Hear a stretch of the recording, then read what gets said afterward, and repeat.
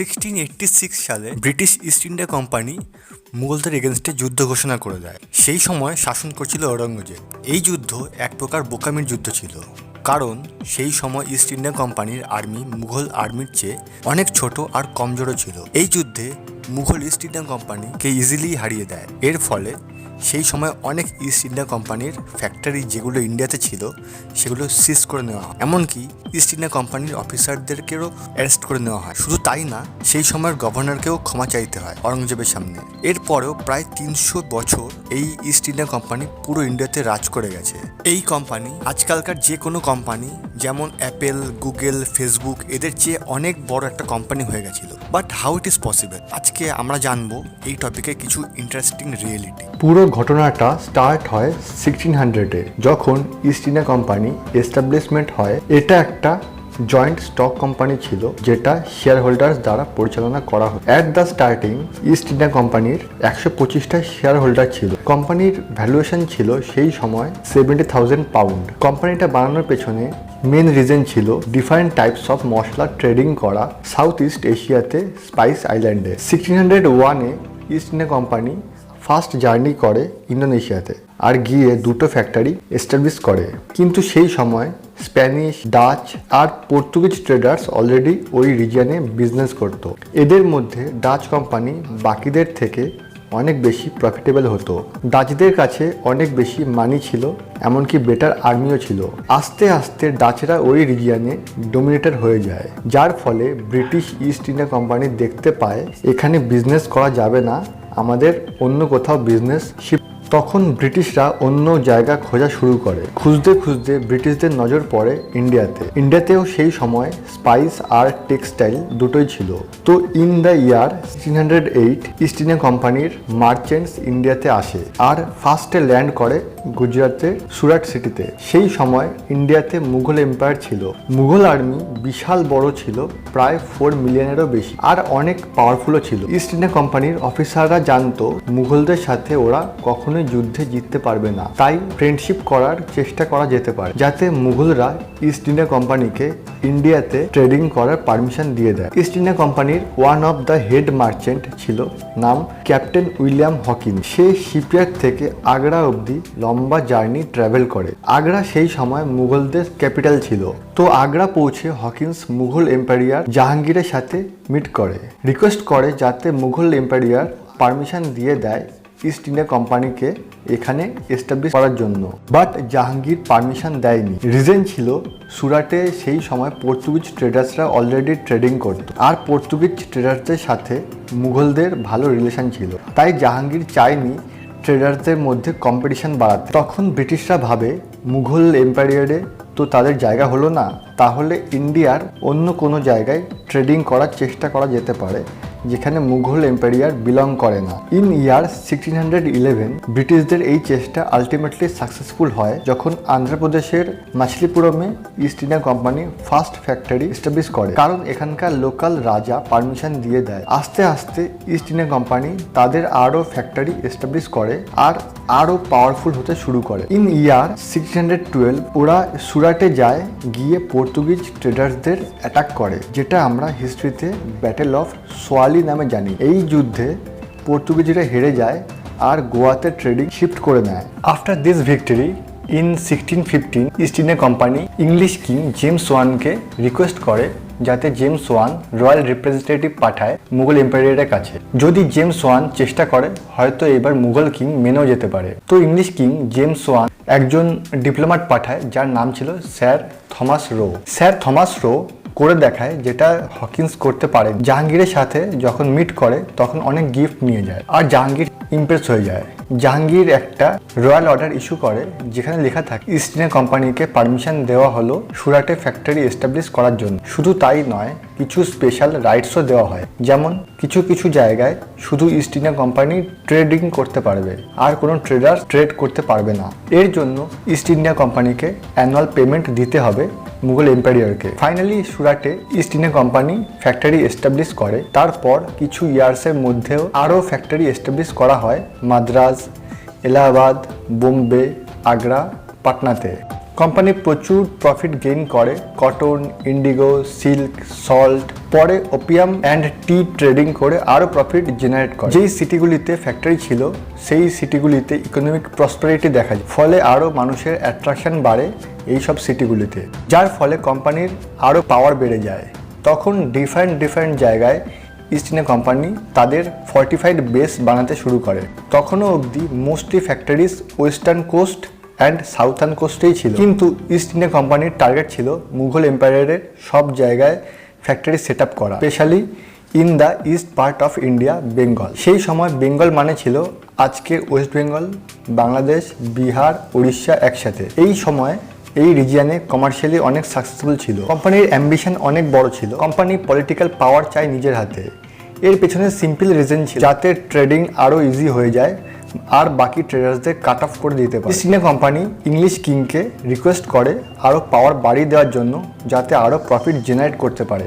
In ইয়ার 1670 এই সময় English king যে ছিল চার্লস II ইস্ট ইন্ডিয়া কোম্পানিকে আরও রাইটস দিয়ে দেয় যে ইস্ট ইন্ডিয়া কোম্পানি টেরিটরিজগুলোতে অকুপাই করতে পারবে, পলিটিক্যাল পাওয়ার নিজের হাতে রাখতে পারবে, টাকা ছাপাতে পারবে, নিজেদের টেরিটরিজগুলোতে সিভিল অ্যান্ড ক্রিমিনাল জুরিসডিকশনও করতে পারবে, এমনকি নিজেদের প্রাইভেট আর্মিও বানাতে পারবে, অ্যালায়েন্স বানাতে পারবে, এমনকি ওয়ার ডিক্লেয়ারও করতে পারবে। Can you imagine Apple, Google, Facebook company এতটা পাওয়ার পেয়ে যায় যে নিজেদের আর্মি বানানো স্টার্ট করে দিতে পারবে, নিজেদের জাস্টিস সিস্টেম বানাতে শুরু করে দেবে, এমনকি নিজেদের টাকাও ছাপাতে শুরু করে দেবে আর বাকি কান্ট্রিগুলোর সাথে ওয়ার ডিক্লেয়ার করতে পারবে। But thankfully now it is not possible. But এই সময় ইংলিশ কিং ইস্ট ইন্ডিয়া কোম্পানিকে পাওয়ারগুলো দিয়ে দেয়। In year 1682 east India company বেঙ্গলের মুঘল গভর্নর শাইস্তা খানের সাথে নেগোশিয়েট করার চেষ্টা করে। কোম্পানি চাইছিল যে গভর্নর একটি রয়্যাল অর্ডার ইস্যু করে যাতে বেঙ্গলে ইজিলি ট্রেডিং করতে পারে। বাট ইন দিস টাইম কোম্পানির ফ্যাক্টরি ছিল বেঙ্গলে। কোম্পানির ট্রেডিং রাইটস আর ট্যাক্স ফ্রি চাইছিল যাতে আরো প্রফিট জেনারেট করতে পারে। সেই সময় নিউ মুঘল এম্পায়ার আওরঙ্গজেব যখনই শুনলো ইস্ট ইন্ডিয়া কোম্পানি এত ফ্যাক্টরি সেট আপ করার পরেও এখন বেঙ্গলে ফ্যাক্টরি সেট আপ করতে চায়, তখনই ডিরেক্টলি পিটিশন রিজেক্ট করে দেয়। সেই সময় ইস্ট ইন্ডিয়া কোম্পানির গভর্নর ছিল জোসিয়া চাইল্ড, যে আওরঙ্গজেবের এই ডিসিশনে একটু হ্যাপি ছিল না। এই নিউ পাওয়ার পেতে না পেতেই ওয়ার ডিক্লেয়ার করে দেয় মুঘলদের এগেনস্টে। এটা হয় ইন 1686-এ। ইস্ট ইন্ডিয়া কোম্পানি ওয়ার হেরে যায় কারণ মুঘল আর্মি অনেক বড় ছিল ইস্ট ইন্ডিয়া কোম্পানির কম্পেয়ারে, এমনকি অনেক পাওয়ারফুলও ছিল। জোসিয়া চাইল্ডকে আওরঙ্গজেবের সামনে ক্ষমা চাইতে হয়। এই সিনের একটা হিস্টোরিক্যাল পেন্টিংও আছে। আওরঙ্গজেব ইস্ট ইন্ডিয়া কোম্পানিকে ক্ষমা করে দেয়, কিন্তু একটা অ্যামাউন্ট ফাইন চার্জ করে 1.5 লাখ টাকা। ওই সময় 1.5 লাখ টাকা মানে আজকের 35 করোড় ইন্ডিয়ান রুপিস। এরপর মুঘল এম্পায়ার ইস্ট ইন্ডিয়া কোম্পানির যত ফ্যাক্টরি সিজ করেছিল সেগুলো রিটার্ন করে দেয়। কোম্পানির অফিসারদের অনেক পেশেন্স ছিল, চুপচাপ কাজ করতে থাকে নিজের লিমিটের মধ্যে থেকে। But they were waiting for right time. এমন একটা অপরচুনিটি ওয়েটিং করছিল যাতে বেঙ্গলে ফ্যাক্টরি এস্টাবলিশ করতে পারে আর বেঙ্গল স্ট্রংলি ক্যাপচার করতে পারে। In year 1707 British company opportunity পায় যখন আওরঙ্গজেব মারা যায়। After his death Mughal empire একদম উইক হয়ে যায়। মুঘল এম্পায়ার স্ট্রাগল করে, এমনকি নিজেদের মধ্যে সবসময় ফাইটিং দেখা যায় যে কে সিংহাসনে বসবে। আর লোকাল নবাব, জমিদার, লোকাল রাজা নিজেদের রিজিয়ন কন্ট্রোল করতে স্টার্ট করে দেয়। মুঘল এম্পায়ার থেকে ডিভাইড হয়ে যায়। During this time Maratha, Rajput, জার্স, পহিলাস রিজিনাল পাওয়ার বিল্ড আপ হতে শুরু করে। অ্যাকচুয়ালি মারাঠা এম্পায়ারের এস্টাবলিশমেন্ট আরও কিছু ইয়ার আগেই শুরু হয়েছিল। Between 1680 to 1756 Mughal Maratha war অনেকবার দেখা যায়। বাট আওরঙ্গজেব মারা যাওয়ার পরে মারাঠারা মুঘলদের ইজিলি হারিয়ে দেয় আর মারাঠা এম্পায়ার নর্থে এক্সটেন্ড করে। ডিউরিং দিস টাইম মুঘলদের পার্সিয়ানকেও ফেস করতে হয়। In year 1739 Persian ruler Nadir Shah ইন্ডিয়ায় ইনভেন্ট করে আর অনেক খাজানা লুট করে চলে যায়। After few years in 1748 Afghan ruler Ahmed Shah Durrani কেও মুঘল এম্পায়ার ইনভেন্ট করে। মুঘল ফোর্স রাজপুত শিখদের সাথে অ্যালায়েন্স করে নাদির শাহকে হারিয়ে দেয়। মুঘল এম্পায়ারে ফিনান্সিয়াল ক্রাইসিস অনেক বেড়ে যায়। রিজিওনাল গভর্নররা সেন্ট্রাল মুঘল গভর্নরকে রেভিনিউ পে করা স্টপ করে দেয়। তখনই ইন্ডিয়ান সাবকন্টিনেন্ট ডিসেন্ট্রালাইজড হয়ে যায় ডিফারেন্ট রিজিয়ন থেকে। In this time East India Company Great Britain থেকে আরও ম্যান পাওয়ার বাড়াতে শুরু করে, আরও প্রাইভেট আর্মি বাড়াতে থাকে, এমনকি অনেক লোকাল ইন্ডিয়ানদের ট্রেনিং দেওয়া স্টার্ট করে। টাকার জন্য ইস্ট ইন্ডিয়া কোম্পানিতে লোকাল ইন্ডিয়ানরা কাজ করত আর তারা ইস্ট ইন্ডিয়া কোম্পানির আর্মি জয়েন করত। এই ইন্ডিয়ানরা যারা ইস্ট ইন্ডিয়া কোম্পানির পার্ট, এদের সিপয়ে বলা হতো। এই সময় ইস্ট ইন্ডিয়া কোম্পানি বেঙ্গলে আরো প্রেসার দিতে থাকে যাতে ট্রেডিং করতে পারে বেঙ্গলে easily. Finally in 1717 Mughal empire Farrukhsiyar East India কোম্পানিকে বেঙ্গলে ট্যাক্স ফ্রি ট্রেডিং করার জন্য পারমিশন দিয়ে দেয়। According to the rights, East India Company সমস্ত transit duties and custom duties cut off করে দিতে পারবে। কোম্পানির জন্য এটা একটা অনেক বড় প্রাইস ছিল, কারণ বেঙ্গলে ট্রেডিং এর সাথে সাথে এই রাইটস সিস্টেমকে পার্সোনাল গেইনে ওরা ইউজ করতে শুরু করে দেয়। স্পেশাল ট্রেড পারমিট হয়ে যাওয়ার পরে কোনো রকম ট্যাক্স পে করতে হতো না। এর ফলে বেঙ্গল থেকে মুঘল এম্পায়ার যা রেভিনিউ পেত সেটা স্টপ হয়ে যায়। মুঘল এম্পায়ারে ফিনান্সিয়াল প্রবলেম আরও বেড়ে যায়। কিছু মাস পরেই in 1717 former Mughal governor of Bengal Murshid Quli Khan Mughal empire থেকে বেরিয়ে যায় আর বেঙ্গলের নবাব ডিক্লেয়ার করে দেয়। মুর্শিদ কুলি খান বুঝতে পারে যে ইস্ট ইন্ডিয়া কোম্পানির সিস্টেম আর ট্যাক্স পে করার অর্ডার দিয়ে দেয়। ইস্ট ইন্ডিয়া কোম্পানির অফিসার্সরা ডিসাইড করে লোকাল পলিটিক্সে এবার ইনভলভ হতে হবে কোম্পানির প্রফিটের জন্য। সেই সময় মুঘল এম্পায়ার উইক হওয়ায় ইন্ডিয়াতে প্রেজেন্ট ডাচ অ্যান্ড ড্যানিশ ট্রেডার্সরাও বেনিফিট নেওয়ার জন্য চেষ্টা করে আর ইন্ডিয়ান সাবকন্টিনেন্টে এসে বিজনেস করতে শুরু করে দেয়। ওদের সাথে ফ্রেঞ্চ ট্রেডার্সরাও বিজনেস করতে ইন্ডিয়াতে চলে আসে। সবাই মিলে ইন্ডিয়াতে নিজেদের টেরিটরি বানাতে শুরু করে দেয়। ফ্রেঞ্চ এসে কলোনাইজ এস্টাবলিশ করে পন্ডিচেরি অ্যান্ড বেঙ্গলের চন্দননগরে। মিডিল 1700-এ British and French power Indian সাবকন্টিনেন্টে ডোমিনেট করা স্টার্ট করে দেয়। In 1740 French leader Joseph Francois Dupleix French Indian territories governor general ছিল। ইন্ডিয়াতে ফ্রেঞ্চ এম্পায়ার এস্টাবলিশ করার প্ল্যানিং শুরু করে দেয়। সেম প্ল্যানিং ব্রিটিশরাও স্টার্ট করে দেয়। বিটুইন 1700 অ্যান্ড 1748 ফ্রেঞ্চ অ্যান্ড ব্রিটিশদের মধ্যে ওয়ার হয় ইউরোপে, যেই ওয়ারের নাম ছিল ওয়ার অফ অস্ট্রিয়ান সাকসেশন। এরপর ইন 1756 এই দুই কান্ট্রিসে 7 ইয়ার্স ওয়ার করে। France British war, Europe, America, তারপর ইন্ডিয়াতেও ওয়ার স্টার্ট করে দেয়। বিটুইন 1746 অ্যান্ড 1763 ইন্ডিয়াতে British French first war Carnatic war হয় আর ব্রিটিশরা জিতে যায়। ফ্রেঞ্চ এম্পায়ার শেষমেশ শুধু পন্ডিচেরি আর চন্দননগরেই লিমিটেড থাকে। সেই সময়ের লোকাল রাজা নবাবরা নিজেদের মধ্যে ওয়ার শুরু করে দেয়। যখন দেখলো ব্রিটিশ আর ফ্রেঞ্চের কাছে বেটার আর্মি আছে যারা হাই ট্রেন্ড ডিসিপ্লিনড ওরিয়ার, তাই লোকাল নবাবরা অ্যালায়েন্স ফর্ম করার ডিসাইড করে আর নিজেদের ওয়ারে তাদের ইউজ করতে শুরু করে দেয়। বাট ইন্ডিয়ান রুলার্সরা এটা ভাবেনি যে এদের হেল্প নেওয়া মানে এদের উপর ডিপেন্ডেন্ট হয়ে যাবে, এমনকি লোকাল পলিটিক্সে ইন্টারফেয়ার স্টার্ট করে দেবে। ইন 1756 সিরাজউদ্দৌলা বেঙ্গলের নিউ নবাব হয়। East India company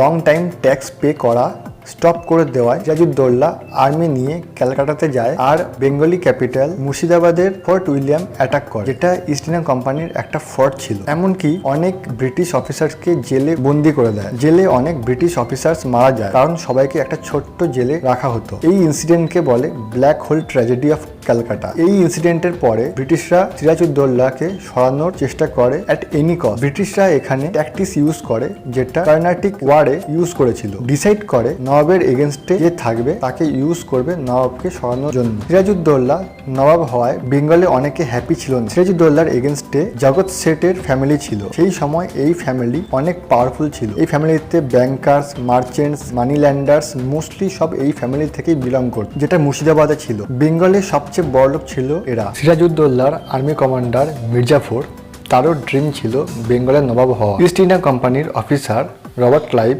Jagannath Seth and Mir Jafar একসাথে অ্যাড হয়ে প্ল্যানিং করে কি করে সিরাজউদ্দৌলাকে সরানো যায়। সিরাজউদ্দৌলা জানতে পারে আর ব্রিটিশ এনিমি ফ্রেঞ্চদের অ্যালায়েন্স করে। এদিকে মির্জাফর, জগন্নাথ শেঠ ব্রিটিশ, আরেকদিকে ফ্রেঞ্চ অ্যান্ড সিরাজউদ্দৌলা, এদের মধ্যে ওয়ার হয় জুন 1757, যেটা আমরা ব্যাটেল অফ পলাশি নামে জানি। সিরাজউদ্দৌলার আর্মি ব্রিটিশের চেয়ে 15 টাইমস বড় ছিল, বাট তাও হেরে যায়। সিরাজউদ্দৌলা হেরে যাওয়ার পর ব্রিটিশরা মির্জাফরকে বেঙ্গলের পাওয়ারলেস নবাব বানায়। এই ওয়ার হেরে যাওয়ায় চন্দননগরে যেটা ফ্রেঞ্চ কন্ট্রোল ছিল সেটা ব্রিটিশ কন্ট্রোল হয়ে যায়। ব্যাটেল অফ পলাশি হিস্ট্রিতে একটা টার্নিং পয়েন্ট বলা হয়, কারণ এরপরেই ব্রিটিশ পুরো পলিটিক্যাল পাওয়ার পেয়ে যায়। আফটার ফিউ ইয়ার্স মির্জাফরের সাথে ব্রিটিশদের ডিসএগ্রিমেন্ট স্টার্ট হয়ে যায় আর মির্জাফর ডাচ ইস্ট ইন্ডিয়া কোম্পানির সাথে অ্যালায়েন্স করার চেষ্টা করে যাতে ইস্ট ইন্ডিয়া কোম্পানিকে হারিয়ে বেঙ্গল থেকে কাট অফ করা যায়। ইস্ট ইন্ডিয়া কোম্পানি জানতে পারে, তখন মির্জাফরকে সরিয়ে মির্জাফরের সন ইন ল মীর কাসিমকে নিউ নবাব বানায়। মীর কাসিম বেঙ্গলের নবাব হয় 1761-এ।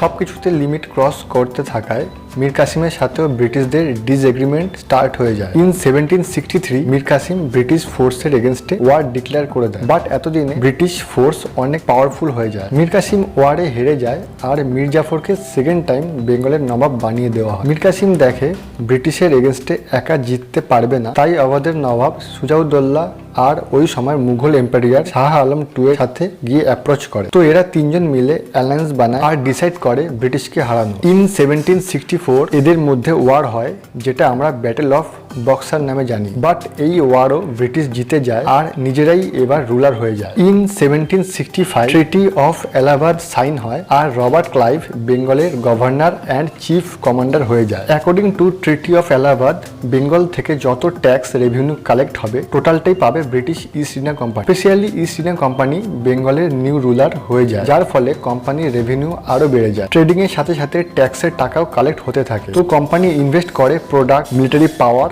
আর ইনফ্রাস্ট্রাকচারে। আস্তে আস্তে টোটাল বেঙ্গল ব্রিটিশ কন্ট্রোল হয়ে যায়। অ্যাট দিস টাইম কোম্পানির মানি ছিল, পাওয়ার ছিল আর রিসোর্স ছিল কোম্পানির টেরিটরি এক্সপেন্ড করার জন্য। যেসব ইন্ডিয়ান রিজেন্স ব্রিটিশ কন্ট্রোলে ছিল না, সেখানে ব্রিটিশ রেসিডেন্ট অ্যাপয়েন্ট করে। রেসিডেন্টের ডিপ্লোম্যাট লোকাল রুলারদের সাথে ফ্রেন্ডলি হতে থাকে, অ্যালায়েন্স করার ট্রাই করতো আর অ্যাডভাইস দিত পলিটিক্স নিয়ে। সেকেন্ড টেকনিক, বাকি জায়গার রুলার্সদের প্রেশার করতো ইস্ট ইন্ডিয়া কোম্পানির সাথে সাবসিডিয়ারি অ্যালায়েন্স ক্রিয়েট করার। সাবসিডিয়ারি অ্যালায়েন্স একটা interesting system. According to the alliance, local rulers নিজেরা আর্মি ফর্ম করতে পারবে, নিজে ওয়ার ডিক্লেয়ার করতে পারবে না। ইস্ট ইন্ডিয়া কোম্পানি লোকাল রুলার্সদের আর্মি প্রোভাইড করবে আর আর্মি প্রোভাইড করার জন্য লোকাল রুলার্সরা কোম্পানিকে পে করবে।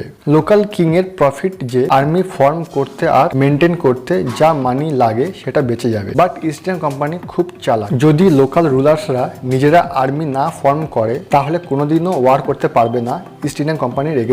আর এক্সট্রা পেমেন্টও আসছে। লোকাল রুলার্সরা যখন পে করতে পারতো না, তখন ওই রুলারদের টেরিটরি কিছুর পার্ট ক্যাপচার করে নিত ইস্ট ইন্ডিয়া কোম্পানি। আস্তে আস্তে ইন্ডিয়ান সাবকন্টিনেন্টের অনেক জায়গায় ইস্ট ইন্ডিয়া কোম্পানির কন্ট্রোলে চলে আসে। যেসব রিজিয়নগুলি ইস্ট ইন্ডিয়া কোম্পানির সাথে সাবসিডিয়ারি অ্যালায়েন্স বানায়, এই সব রিজিয়নগুলিকে প্রিন্সলি স্টেট অফ ইন্ডিয়া বলা হতো। In 1798 Hyderabad first subsidiary alliance বানায় ব্রিটিশদের সাথে। যখন এই টেকনিক্সগুলো কাজ করতো না, তখন থার্ড টেকনিক অ্যাপ্লাই করতো আর সেই এরিয়াগুলিতে ফোর্স নিয়ে ওয়ার ডিক্লেয়ার করতো ল্যান্ডলর্ড হওয়ার জন্য। ইন 1818 ইস্ট ইন্ডিয়া কোম্পানি সবচেয়ে পাওয়ারফুল কোম্পানি হয়ে যায় ইন্ডিয়ান সাবকন্টিনেন্টে আর পুরো 2/3 পার্ট অফ ইন্ডিয়া ব্রিটিশ কন্ট্রোলে চলে আসে। বাকি এরিয়া ক্যাপচার করার জন্য ফোর্থ টেকনিক অ্যাপ্লাই করে। টেকনিকের নাম ছিল ডক্ট্রাইন অফ ল্যাপস। এই রুলস বানানো হয় 1847। লর্ড ডালহৌসি এই রুলস ইন্ট্রোডিউস করে 1848 টু 1856 এর মধ্যে। অ্যাকর্ডিং টু দ্য ডক্ট্রাইন ল, যদি কোনো লোকাল রুলার্স মারা যায় তো ওই kingdom automatically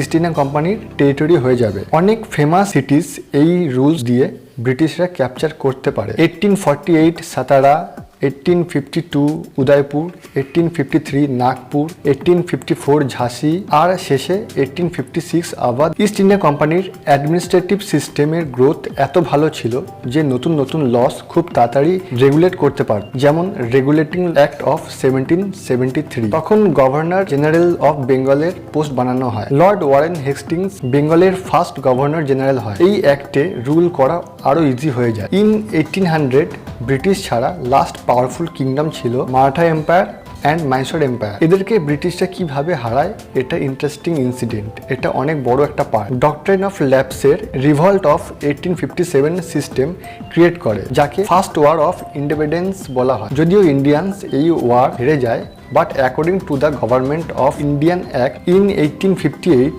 British government east India company nationalise করে দেয়। ফলে ইস্ট ইন্ডিয়া কোম্পানির কাছে যত টেরিটরিজ আর যত টাকা ছিল সব ব্রিটিশ গভর্নমেন্টের হয়ে যায়। তখন ইস্ট ইন্ডিয়া কোম্পানির রুল শেষ হয় আর স্টার্ট হয় British rule. In 1874 east India company finally dissolved হয়ে যায়। এমনকি মুঘল এম্পায়ার 1857 শেষ হয়ে যায়। Last empire Bahadur Shah জাফরকে Burma জেলে পাঠিয়ে দেয় আর যারা বেঁচে ছিল তাদেরকে মেরে ফেলা হয়। By the way, it was the interesting story দুনিয়ার one of the most powerful company East India company.